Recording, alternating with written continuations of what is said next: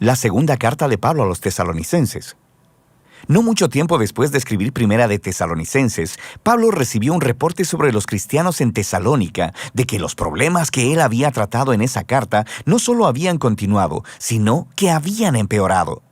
Las persecuciones se habían intensificado y los cristianos tesalonicenses estaban confundidos y atemorizados respecto al regreso de Jesús. Así que Pablo envió esta breve carta que está diseñada para tener 3 secciones que abordan los 3 problemas en esta iglesia. Pablo primero ofrece esperanza en medio de su persecución continua y ofrece claridad acerca del venidero día del Señor. Y luego, finalmente, él reta de manera muy específica a las personas ociosas que se negaban a trabajar con normalidad. El final de cada una de estas secciones está marcado claramente con una breve oración final. Pablo inicia con una oración de acción de gracias por el continuo amor y fidelidad de los tesalonicenses y específicamente por su perseverancia. Él se ha enterado de que sus vecinos griegos y romanos, y quizás hasta los judíos, han intensificado la persecución de estos cristianos. Son una minoría religiosa que se enfrenta a una violenta opresión, y Pablo está preocupado de que ellos podrían dejar de seguir a Jesús si la cosa se ponía peor. Así que Pablo les recuerda, como lo hizo en la primera carta, que su sufrimiento, por estar asociado con Jesús, es una manera de participar en el reino de Dios. Jesús fue coronado como rey por su sufrimiento en la cruz, así que sus seguidores mostrarán su victoria sobre el mundo imitando la perseverancia no violenta y paciente de Jesús. Pablo también les recuerda que esto no durará para siempre. Cuando Jesús regrese, Él traerá su justicia y la aplicará a aquellos que los han oprimido y derramado sangre inocente. Específicamente, Él dice que su castigo será la exclusión de la presencia del Señor y de la gloria de su poder. Pablo aquí no especula sobre el destino de aquellos que rechazan a Jesús, excepto para decir que a lo largo de sus vidas no quisieron tener nada que ver con Jesús, y al final van a obtener lo que desean, ser distanciados de una relación con su Creador y Rey. Y para Pablo, esta es la peor de las tragedias. Elegir la separación de Jesús, la fuente de toda vida y amor, es abrazar tu propia perdición. Él cierra esta idea orando para que Dios use sus sufrimientos para traer un profundo cambio de carácter dentro de ellos, de modo que sus vidas honren el nombre de Jesús. Pablo entonces pasa a tratar un asunto específico relacionado con el regreso de Jesús y el día del Señor. Alguien en la comunidad de la iglesia en Tesalónica había estado esparciendo información equivocada a nombre de Pablo, diciendo que el acto final de justicia de Dios sobre la maldad humana, el día del Señor, estaba sobre ellos, que ya había llegado. Y esta gente probablemente habían estado prediciendo fechas sobre el final de todas las cosas y estaban asustando a otros cristianos. Y puedes darte cuenta de por qué. Debido a la intensa persecución, eran vulnerables a que alguien dijera que Jesús ya había venido como ladrón en la noche. Ellos habían sido dejados atrás. Quizá Jesús abandonó a los tesalonicenses en su sufrimiento. Estas palabras realmente molestan a Pablo. Están distorsionando su enseñanza. El regreso de Jesús nunca debería inspirar miedo, sino más bien esperanza y confianza. Pablo les recuerda todo lo que les enseñó acerca del regreso de Jesús cuando estaban en la ciudad, y aquí les ofrece un breve resumen. En realidad, esta explicación es demasiado corta. Este párrafo tiene muchos enigmas y problemas de interpretación, pero lo que está claro es que Pablo cita el conocido tema de los profetas Isaías y Daniel, de que los reinos de este mundo continuarán produciendo gobernantes que se rebelan contra Dios, como lo hicieron antes Nabucodonosor o el rey del norte. Estos líderes se habían exaltado a sí mismos, asignándose autoridad divina.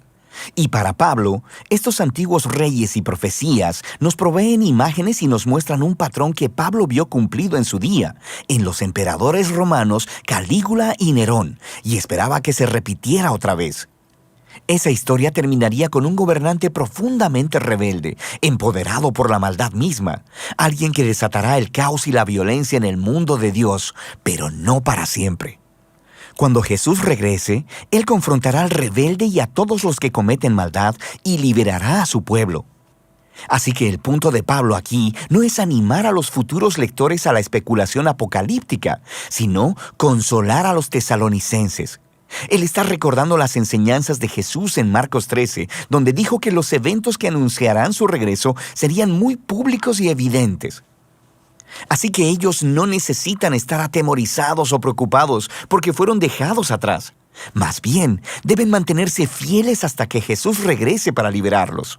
Así que, en su oración final, Él le pide a Jesús y al Padre que consuelen y fortalezcan a los tesalonicenses para que permanezcan fieles en el camino de Jesús.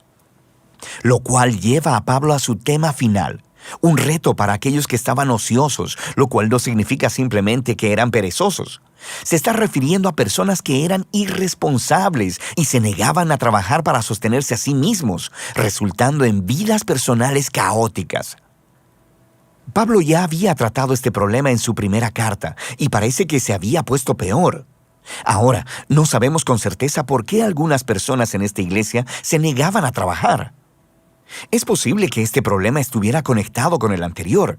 Quizá algunas personas pensaban que Jesús regresaría muy pronto, así que renunciaron a sus trabajos y dejaron de vivir su vida normal. Pero es más probable que Pablo esté hablando de un problema relacionado con una práctica de cultura romana llamada patronaje. Así que tenías personas pobres viviendo en las ciudades quienes se hacían clientes, una especie de sirvientes personales de las personas ricas, y se mantenían de su generosidad ocasional. Pero habían muchas condiciones no evidentes. Esto a veces involucraba a los sirvientes en la manera corrupta de vivir de sus patrones, sin mencionar que tenían un salario impredecible. Así que esto parece ser a lo que se refiere Pablo cuando dice que estas personas llevan una vida desordenada. No están trabajando y se están metiendo en los asuntos de otros. Pablo entonces les recuerda del ejemplo que les dio cuando estuvo con ellos. Él no les pidió de su dinero, trabajó para poder sostenerse a sí mismo y para poder servir a los tesalonicenses sin tener que cobrar. Él dice que este es el ideal. Los seguidores de Jesús deben imitar el amor sacrificial de Jesús al trabajar duro para poder proveer para sí mismos, de modo que sus vidas puedan ser de beneficio para los demás. Él concluye con una oración final para que en medio de toda su confusión y sufrimiento, Dios les conceda paz a través del Señor Jesús, el Mesías. Esta breve carta a los tesalonicenses nos ayuda a ver que la creencia de los primeros cristianos sobre el regreso de Jesús y la esperanza del juicio final no eran ideas que procuraran generar especulaciones sobre las fechas de los tiempos apocalípticos. Más bien estas creencias trajeron esperanza, inspiraron fidelidad y devoción a Jesús, especialmente para los cristianos perseguidos que se enfrentaban con violenta oposición. Así que, para las generaciones posteriores de cristianos, ya sea que enfrenten persecución o no, esta carta nos recuerda que lo que esperamos que suceda moldea aquello que motiva tu vida diaria. Y de eso se trata Segunda de Tesalonicenses.